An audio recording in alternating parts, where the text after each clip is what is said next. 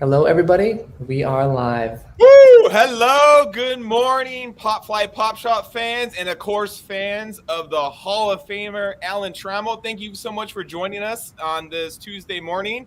We have the 6-time All Star, 4-time Gold Glove, 3-time Top 10 MVP, should have been one MVP, Hall of Famer Alan Trammell. Thank you for your time today. Well, good morning, gentlemen, Daniel and Evan, and it's good to be here and talk a little baseball, something I'm very comfortable. Like Daniel being the artist, the drawing part comes easy. Talking baseball and talking sports for me does comes easy as well. Well, thank you for your time. And if you're new here, maybe you're an Alan Trammell fan and you're not sure what this is. This is Pop Fly Pop Shop, and this is Daniel, the artist. And every week he releases a comic book style cover art, and it is only available for the week. So if you would like to get your hands on this Alan Trammell print, it is only available until Sunday, and it is retired forever. Alan Trammell has been gracious to be willing to autograph some of them. So there is an autograph option you can add on your cart. Mr. Daniel Horine, I need to clear something up with you and Alan Trammell in with his presence here. Is Daniel and I grew up together, and we were SoCal kids, equidistant between the Dodgers and the Angels. So in the 80s, we got Fernando Mania going on. We got Wally Joyner, Wally World going on. And this guy's favorite players were Dale Murphy and Alan Trammell. Why did you connect to this Detroit Tiger shortstop across the country? You know, I can't explain the cross continental jump, but I as a kid I wanted to be a shortstop. Like that was what I wanted to do. Turns out you have to have immense talent or to do so. So that knocked me out of the running for that. But I love shortstops, and so my eyes were on other shortstops of my era, and then Mr. Trammell, you're one of the greatest hitting shortstops of the era, and as a kid I love the hitters, I love the shortstops, and that was you. You're right in the cross section of that. So loved watching you and following you as a kid. Well, it's very nice. I appreciate those comments, and I tried again. Thinking back, we were talking earlier about your field and being an artist, and I have no talent in that, but I guess I had a little talent, catching a baseball and hitting a baseball, and those things came somewhat natural to me early on. But I had some good mentors, some tough love. It was kind of a different era than it is now, but nevertheless, still baseball. But I had some people help me. It really instilled in me how to do things the proper way, and that's what I took and I ran with. And you know what? It worked out quite well, to be honest with you. Now, as you were a kid and learning the art of baseball, Mr. Trammell, did you ever pick up a comic book? Did you ever have any connection? Oh my gosh, absolutely. And then going back to back in the day when the newspapers were big, the Sunday comics, that was part of the deal. I had to try to. My dad got it first, but sometimes I got to sneak it out a little early to read and laugh about all the different. That was huge back in those days. You're talking about basically the 60s and 70s, and even a little bit later on. But as we know that the newspapers now are not a thing of the past. It's all in the internet. I miss those. I mean, it's like going back to the baseball and the box scores. My era was so big, and now that's not quite the same. But the comics and the drawings are something again that I love to look at. I just wish I had a hard time drawing a stick man. So I really do appreciate when I look at your work, Daniel, and others. I'm somewhat in awe of that because I have no talent in that field, as I mentioned. I'm right there with you. If you could bring it back up again, Daniel. So here is Alan Trammell as the superhero that he is, fighting crime from the shortstop position. That quote, I refuse to give in. Daniel, where did you find that from? And I'm curious, Alan Trammell, do you remember saying that, or is that something you said often? I scour looking for quotes, something that would be good for these pieces, and I found that quote, and I believe it was from your managerial years, Alan, but that I refuse to give in one, and but I think moreover for me, as I kind of took a deep dive into your career, I felt like that was a great all-encompassing way to look at how you approach the game. I was telling Evan before you joined that, I think that even if you weren't a professional ball player, Mr. Trammell, you'd probably be a diehard baseball fan. You seem to be an ardent lover of the game as a whole, and just worked hard to just put one foot in front of the other and be the best that you could be. And that's sort of where that came from. I'm doing what I was born to do. I don't know if you directly said that, but that was just the feeling that I got. Like you had God-given talent and you worked hard on it. You never gave up. And so with those quotes, I try to capture the essence of who I saw you as a fan, and looking through little 10-year-old eyes. Well, it's well said, and I appreciate that again as far as that comment, and I'll make a couple comments on that as far as, when I was managing and the years that I was there in Detroit for the 3 years, and we didn't have a lot of success, but I always felt like, and I would always talk to our players about this, that every game starts off 0-0, and then of course during the course of the game things happen, and that's why when you go back to spring training, you work on the execution of different tasks.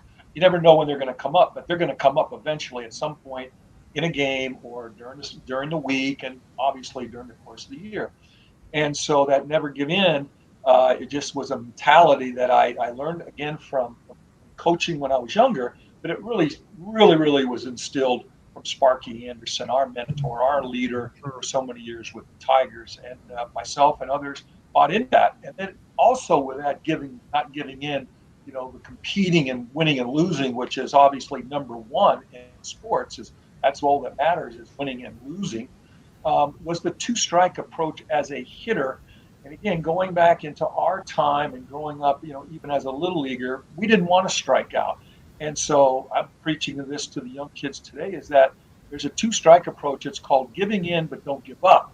That doesn't mean that, when I get two strikes, I'm just going to swing out of my knee. What? I'm going to try to give in a little bit, especially if this cat out there is pretty good.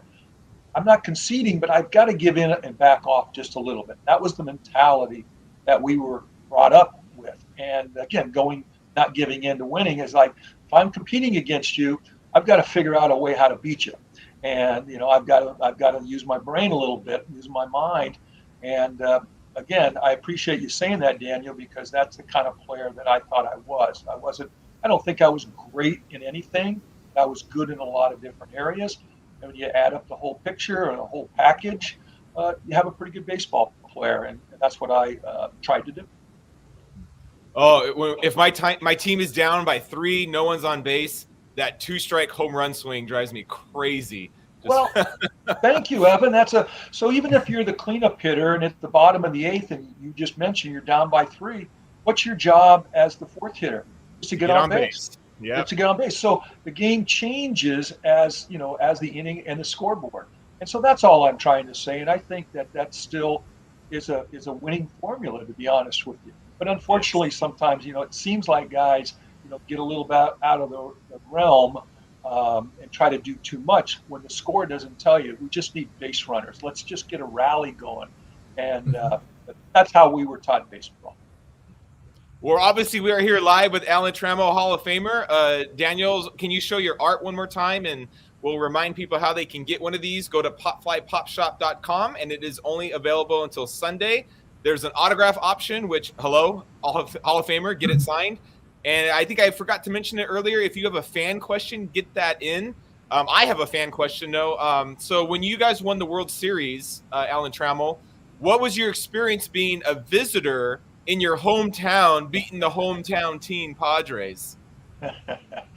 I like that question. And as I tell, my friends and others from San Diego, I tell them it was strictly business. Obviously, I was playing for the Tigers. And a lot of my friends were saying, they were rooting for me personally, but they wanted the Padres to win. And I totally get it. And that's the way it should be if you're a fan.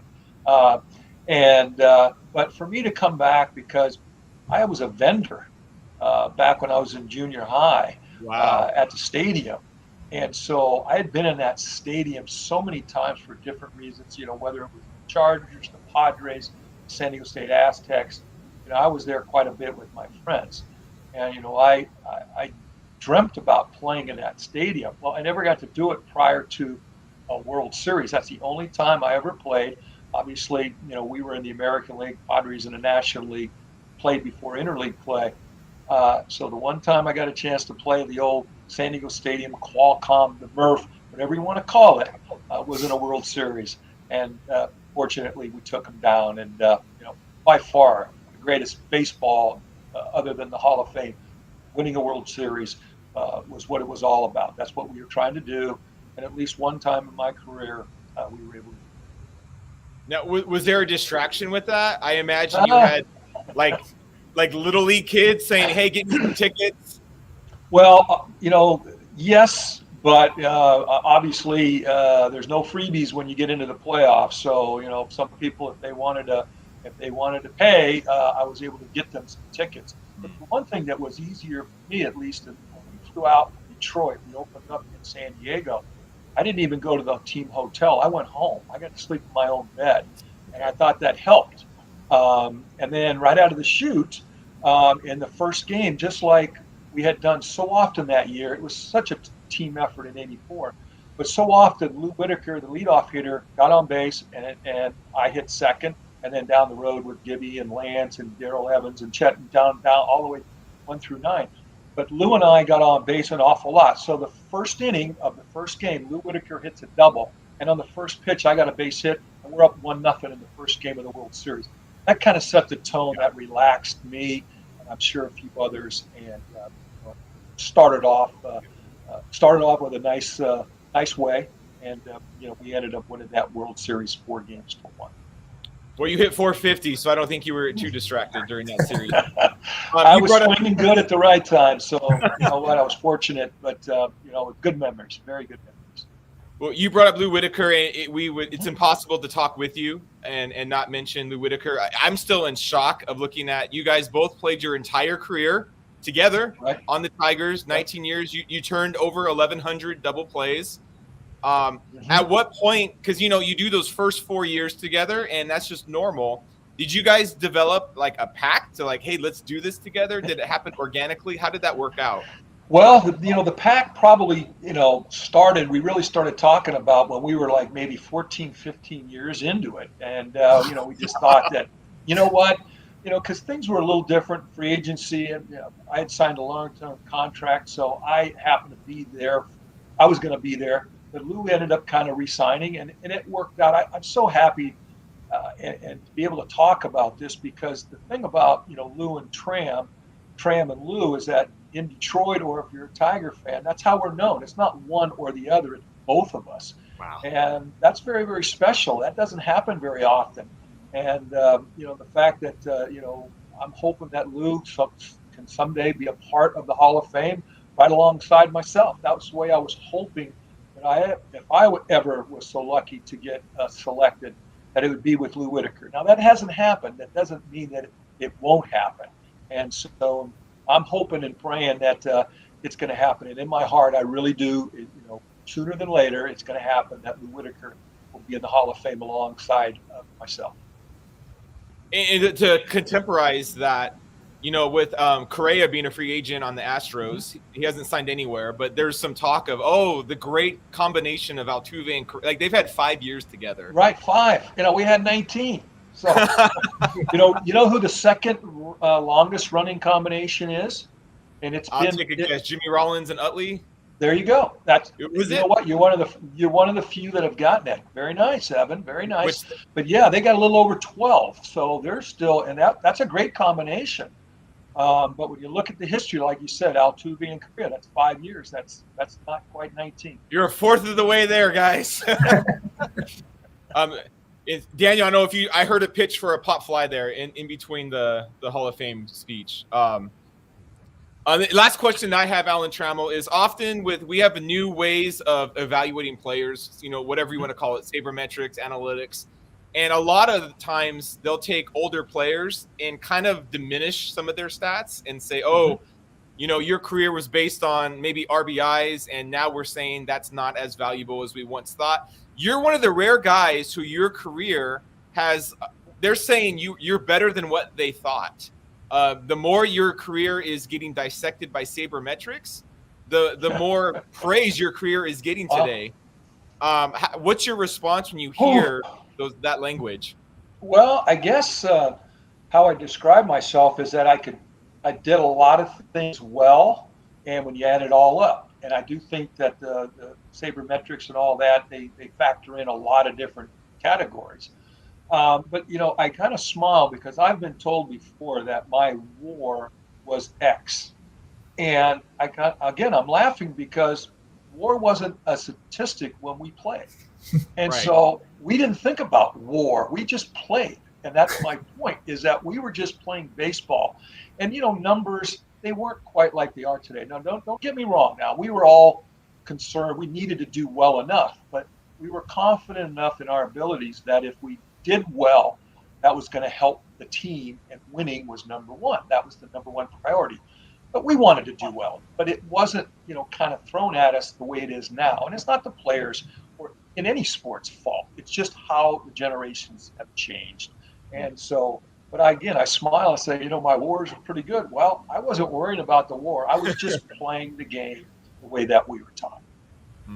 Well, Daniel brought up with me in our preparation a comparison with Derek Jeter, and the general consensus is Jeter, who was in the middle of the greatest offensive era of baseball history, that he's like a tick better of a hitter than you, like a slight tick. I'm okay with that. But defensively, you are a like damn good player. I don't know about that. Derek Jeter is an outstanding player, and I would never say anything other than the contrary. That we were similar in styles. He got 3,300 hits, 3,400 hits. Basically 1,000 more than I did. So, I'm not even going to try to compare myself. I think the way for me to, and I believe in this from what people have told me about trying to rank people, I think you have to look at their eras and then go off of that. Because at the time, you're just doing the best you can during that time. And then to fast forward it or take away some years, it's impossible. So I do believe, I'm going to make this comment, that Derek Jeter could have played in the 20s, as I believe I could have. In 50 years from now, Derek Jeter could have played in, however the style of baseball is, as I think I could have. I think good athletes adjust. And to me, that's the best way to kind of describe it. But, Derek Jeter, he was one of the best for sure. Playing in New York as well, handling business the way he did, wasn't that easy for sure. Well, that's a humble response. You cut me off saying the sabermetrics say you're right there with him, Mr. Trammell, because your defense is on a different level. But Daniel, do we have a fan question that you have found? We do. I have a few. If you have a moment to, Mr. Trammell, Sure. to answer. Absolutely. I always love to tie in, baseball to life. And there's a question here that really does that. Alan Trammell, any advice for someone who is on the verge of giving up? So not all of us are baseball athletes, but all of us in whatever we're doing can be on the verge of giving up of whatever we're doing. So any life lessons that you could share with us on that? Well, again, the giving up part, and I do understand because, whether just taking baseball, there's so much failure. And it can get very, very frustrating. And so normally, like, I signed out of high school, and obviously you're not saying dominating, but you're doing quite well all the way from Little League all the way up to high school. And then you get into pro baseball, and a gut check, and you're not going to hit 400 anymore, or 500, or even really probably 350. Maybe that's the tops. Point is that it's you're going to fail. You have to learn how to do that. And so for me, going through adversity, in really any walk of life, is when you really find out about somebody, whether yourself, if somebody told you they didn't like your drawing, and it kind of ticks you off, and then you went back to the drawing board to be better. And so, like in baseball or in sports, I failed quite a bit, but I would always find a way to get back up. And I just think that that's just the kind of mentality that we would like, if you're going to, again, be a winner or be successful, another way of winning is being successful, is, use that as motivation. Don't quit, don't give in, don't give up. Again, I'm not going to say there's not some moments where you're not, upset and flustered, but take a step back, kind of like the old Tony Gwynn theory. He'd go back to the T. Whenever Tony Gwynn would have a little bit of a mini slump, he went back to the T. How basic is that? That's about as basic as you can get in baseball, hitting off a tee, just to simplify things. So again, getting back to your question, I just think that, again, I'm fortunate that I'm kind of I'm the word anal is I'm very structured, and that came from my parents, and then it came from coaching when I was a kid, and it just kind of transformed into professional baseball when Sparky Anderson got a hold of us, a bunch of us, and he was kind of like a second father. But as far as, getting back to your question, it's just something that's like, not giving in. It's kind of like that comment that we were talking about on the cover, is that it's just something that wasn't part of me. I might have thought it, but I didn't think it for very long, and I was going to try to figure out a way to get the job done. Wow. Love it. Love it. And actually, the same person asked this question here. What would you like to be remembered by most? Consistency. That was really how I when I looked at myself, again, I've said it a few times already about, again, nothing great, but just a solid baseball player. And that some things were said about me, about the defense, that if there was a ball, they have all these rankings and things. They said if there was a ground ball hit, in the bottom of the ninth or the ninth inning, if we were on the road with 2 outs, who would you want that ground ball hit to? And there were some people that, I ranked highly in that category, which means that, I caught that ball, the game was over. We had the old saying, bussin' 45, let's get in and out of here with the W. But that my teammates had the faith in me that they wanted the ball hit to me. And I did too myself. That's why I played shortstop going back when I was in Little League, because I felt like I could catch that ball and then throw it accurately over at first better than most. So that's why I chose shortstop. That's great. Love it. There's one more if you have time. Absolutely. Sure. And Jordan asked, what's the closest duo you've seen that you think is comparative to you and Lou's defensive prowess? Well, there's a couple that come to mind, and again, this is kind of just going. There's plenty. And you said, Correa and Altuve, if they could have played, or maybe they will, but that's a pretty good combination. But there's a couple. There's, Omar Vizquel and Robbie Alomar with Cleveland. Again, they weren't there together that long, but both of them. Robbie's in the Hall of Fame, and Omar, I'm sure, will at some point. And then, Ozzie Smith. Played with a gentleman by the name of Tommy Herr in the 80s. But you have to include, if you're going to talk about a shortstop, and you're talking about the best defensive shortstop really ever, how can you not rank Ozzie first? So, you know what, I've got to put those two, but I'm sure I'm missing others. I don't want to tick anybody off. There's plenty of them, but those are just a couple that come to mind. Again, they had, everybody has their own style. Nobody did it longer than Lou and I. And, that's something that, again, records are made to be broken, and never say never. But I don't know if anybody's going to beat that 19 years that Lou and I played together. Yeah. Well, again, this is Hall of Famer Alan Trammell. The Pop Fly is only available till this Sunday, and it is retired forever. There is an autograph option that you should definitely take advantage of. Thank you, Mr. Trammell. Again, part of the greatest double play combo of all time. I dare anyone to find a list where him and Lou is not number one. That list does not exist unless it's from a hack. Thank you so much for your time, Alan Trammell. We really appreciate your openness with us and your accessibility. And thank you for your words of encouragement, too. Well, I appreciate you having me on. Good luck. Daniel, great job. Yeah. I look forward to seeing it around. I'm hoping that I'll be signing some of those as I'm around the country. I still work for the Tigers, so I'm sure I'll be seeing that. Evan, thank you. Appreciate you guys having me on, and Happy New Year. Thank you, Alan Trammell. Thank you. Oh, Man, wow. we went longer than we were supposed to. He was so fun. I love it. I love it. I truly meant it. I am a 42-year-old man oscillating between being 10 and 42, 10 and 42. I try to be 42 on the outside at least. Man, have you noticed this? There's been a couple of Hall of Famers. They all have this personality, Daniel, where as soon as we compliment, they instantly like deflect it to somebody else. It's always like, well, I had a really good manager. I had a good teammates. Yeah, I was good, but this guy was way better. It's like it's amazing that you have these Hall of Famers that do that, and that's clearly his personality. Yeah, absolutely. That stood out to me as well. And there's, talk about life lessons. There's one for you right there. That kind of attitude and spirit, being as great as you are, but being able to deflect and elevate others.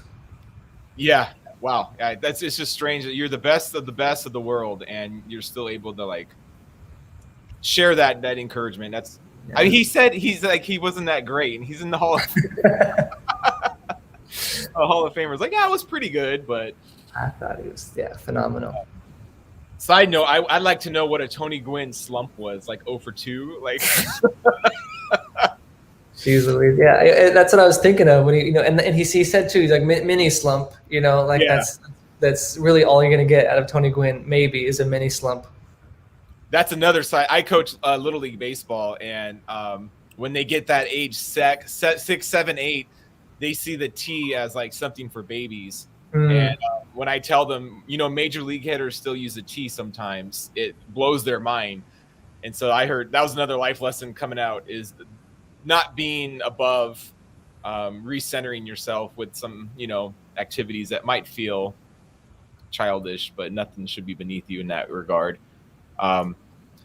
Hey, you got to, and again, I've been waiting for an Alan Trammell because I had the pleasure of growing up with you, and the world knows Dale Murphy was number 1, but I don't think the world knew that Alan Trammell was 2 or 1B. And so I've been waiting for this to happen. You fleshed it out a little bit, but what's it like? I mean, talking to him, as like, we liked Julio Franco, we liked David Justice, but for you, this is one of your guys. Mm-hmm. So what's that experience like for you?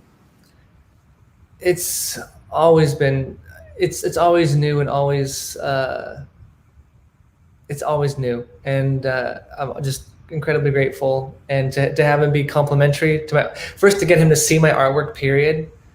There's dreams that we have as kids. And I remember sending letters to different players and just in your head imagining, oh, what if he got this letter and then he wrote back and then we became friends?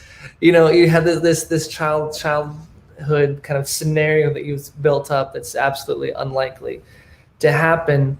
And to 30 some odd years later, to be able to talk with him and have him have seen my artwork and like it and enjoy it. And it's bonkers, and it will never ever get old, ever. Good. It shouldn't. If you could pull up your print again, that expires again on Sunday.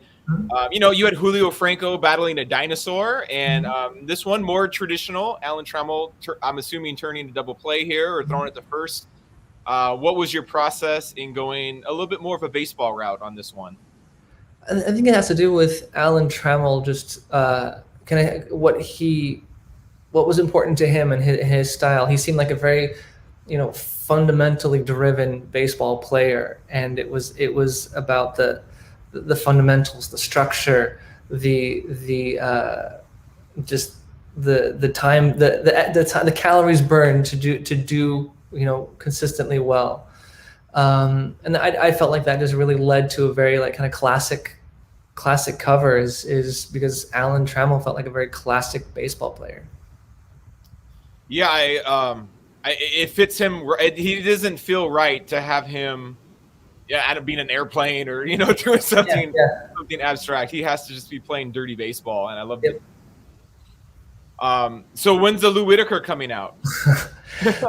Lou, if you're watching, let me know, and maybe Lou will tell me. I would love to do, and I'll just be very transparent here. I'd love to do a Lou Whitaker piece. It felt like this is a Tram piece for Tram and about Tram, but I'd love to on the other side of the wall where this is hanging have a Lou Whitaker, maybe doing the second half of Turning Two, something like that. But would love to do a companion piece or a dynamic duo type piece with Tram and Lou. Maybe this is not the last time we've seen Alan Trammell on a pop fly. I don't know. Oh, you heard it here first. Now it's funny, like because you're the one who brought up the Jeter comparison with me, and as I dug into it, I was like, "There's a lot of meat there," and so we can talk about Alan Trammell and Derek Jeter. We're not minimizing Jeter, so all you New Yorkers, settle down, put the torches down. We're not minimizing him, but there's some acknowledgement of Jeter played in the largest offensive era in baseball. Mm-hmm. He played in New York, the king of baseball town. And he was in the midst of a dynasty that warrants every attention that it got. But you compare the two eras, which Alan Trammell said it's hard to compare two eras. And man, Alan Trammell deserves to be mentioned in the same conversation as Jeter, absolutely, but isn't as much of a household name as him. And so do you get joy kind of reinvigorating the name of Alan Trammell back into common day language today? Like, I wasn't talking about him last week. Yeah. Well, it doesn't feel right to say that I'm elevating anyone of Alan Trammell's caliber. It's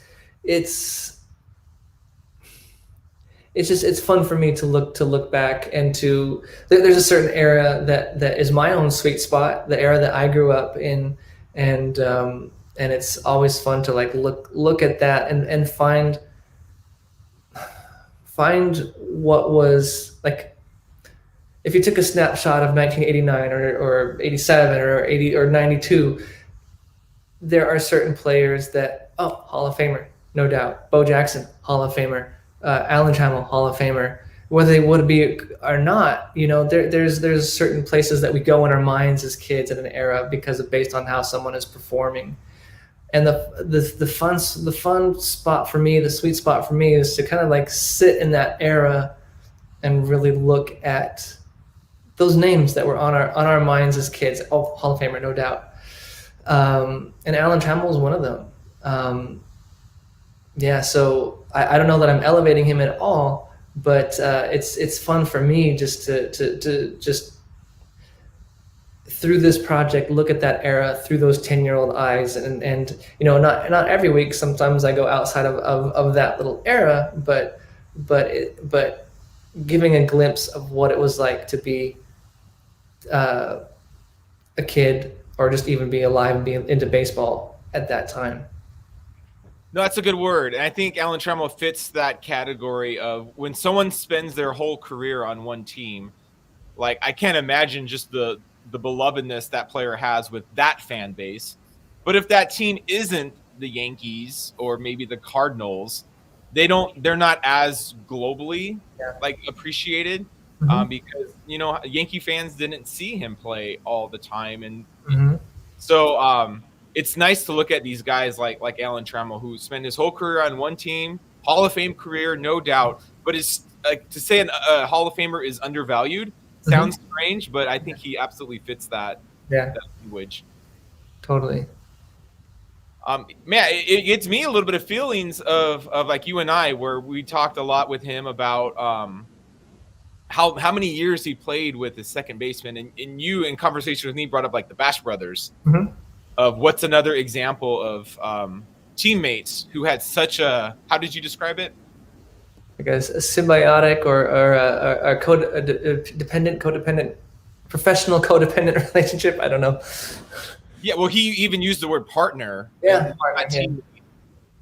Like Canseco, McGuire, absolutely, but you got a first baseman and an outfielder. Like, they're not really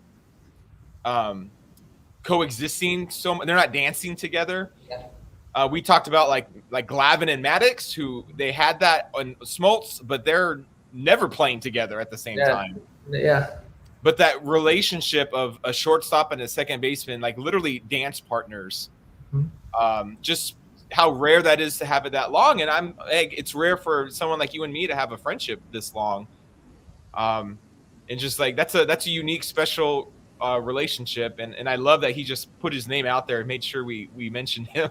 Yeah, absolutely. And you know, before we went live, you and I talked about like we talked about the Bash Brothers, but there really isn't anybody else. Like there I cannot recall any other like kind of duo like that. Yes, there's the ones he mentioned, like Vizquel and Alomar, and It was like 2 years though. Yeah. there's no there's I and the Bash Brothers, I think that was made to sell tickets rather than to like they have this relationship that feeds off of each other. Yes. But we were hard pressed to find anything that is anywhere close to Trammell and Lou.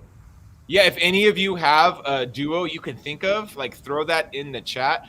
I'm surprised I can't even think of like a pitcher and a catcher who had that long of a relationship, like for like 19 years. Yeah, for sure. But yeah, just and it sounded. What did he say? It went how many years before they like kind of acknowledged it and embraced it? It was like 17. As he says, 15 to 17 years, something like that. Wow. Yeah. And that's not even counting. I don't know how long they played in the minor leagues together, but they went through the whole system of the Tigers together and then came up to the pros. So they had to have gotten to that point where they knew where each other were going to be. Like is a team missing out that they're not investing into that relationship? Mm-hmm. Or maybe the Tigers overpay for Correa because they're trying to do something like that. It ain't going to happen, but hey, we're just talking baseball now. Yeah. Let's bring up the print again. Sure. I apologize to the Pop Fly universe. They're like, Evan, shut up. Let's look at the print. This is your Pop Fly of the week. It is Hall of Famer Alan Trammell. I love the stirrups. I love the eye black. I love the dirt. I love the pivot from the dinosaur battle back to something a little bit more traditional baseball. I see you got the All-Stars at the bottom. Yep. Any other nuances on the cover you want to share with us? The 84 cents reference to the 84 World Series. That's one, and the even the title itself, Tram, the way it's angled. I just want it to be everything to be in motion, just like we're in the middle of twisting around to either fire it to Lou or fire it to first, just to give that feeling of motion and kind of mid throw there. And they've got there in the bottom left, you've got him jumping over someone sliding into second there. Oh, okay, nice. Yeah, I wish we could have asked him about that, how that rule has sort of stopped that art that a shortstop needed to avoid a colliding runner, but we already went over. See, even this pose, like Jeter gets, people are going to think I hate Jeter. I don't hate Jeter, right? Leave me alone. But this is the pose that Jeter often gets credit for, as if he was the first player ever to go into the hole and throw it to first. Mm-hmm. Man, it's captured perfectly. Like, I wish I would have this on a poster or on a baseball card, and you can have it on a Pop Fly. So get it by Sunday before it is retired. These things jump up in value extremely quick, and they're hard to get after they are retired on a Sunday. There is an autograph option, so we always encourage you to get one of those. Have any fans chirped in? Have we found any good duos in baseball? We've got Area Sampson talking about Mullins, which you mentioned earlier. Someone's dad, Cully's Scarborough's dad loved Fox Aparicio. And let's see. Whoops. And let's see, anything else? That's all. It's in terms of duos. That's all that folks had mentioned here. One thing I wanted to mention too about this pose. I'm glad you mentioned it. I think I spent a lot of time thinking about the visuals of baseball, and I did a Instagram live a couple nights ago, and someone on the stream mentioned baseball being the most cinematic looking sport. I was like, that's a really great way to think about it, is it being cinematic, and shortstop is like one of the most like cinematic looking positions. Yes, of course, there's the pitcher. You know, there's a lot of drama and tension and release in their pose, but besides the pitcher, it feels like the shortstop is yeah, it's got those dramatic quick fires, that spin, that just reaction time that's required to be a great shortstop really leads to very like cinematic poses. You saw them in Robin Yount. He had a sort of similar thing going on here. He's leaping and about ready to toss the ball, but anyway, that's some of the things I was thinking about as I'm going through this, is just the aesthetics of just the position itself. Yeah, I love the shortstop position, and that's actually, it's an area that sabermetrics have still struggled to evaluate, is defensiveness. It's really hard to give a number to how good somebody is defensively. But I'm that guy who, give me a shortstop if he's a top 2 or 3 defensive shortstop, like Andrelton Simmons, someone like that. And if they can't hit a lick, I don't care. I want the guy who steals outs all day long. And with Alan Trammell, you got a guy who did that, who also, by the way, hit 300. And that's what makes him amazing. Absolutely. Well, definitely, I'll say it one more time, popflypopshop.com. Get this. It is available until Sunday. There is a drop-down option for the autograph. Before we sign off, Daniel, is there anything in the future of Popfly you want to share with us? Well, hopefully a Lou Whitaker Popfly. Yeah, obviously. One of these days. We're in the very beginning of season 4. I can't believe we're at 60 some odd releases now. Just looking forward to what's next. Got lots of things planned for 2022. The difference between how 2021 started for Popfly and how it's ending is drastic, and looking in a good way, and looking forward to kind of what the end of what we're going to be talking about next year at this time. Lots of fun things planned, different things, and just overall just excitement on this side of things. Well, if you have a request, send them in to Daniel. He has a process, obviously, in how he collaborates with players and processes them. But throw names at him. I know that doesn't bother him. He likes the intrigue. So I have a couple I'm going to be throwing at you, just saying. But thank you for your time, Daniel. Thank you for I like how you said it. You're not elevating these players, but I like that you're bringing the name of the player into my week, where I get to be reminded week after week of these players that were great, but sometimes they don't. Alan Trammell's name doesn't come up in basic conversation in my life, and it's nice to be reminded of his fantastic career. Popflypopshop.com. Pick up that print. Daniel, thank you for including me and including all of us, and for what you do. Awesome. Thank you, Evan, and thank you all, and have happy holidays and a happy new year. Take care, everyone. Bye.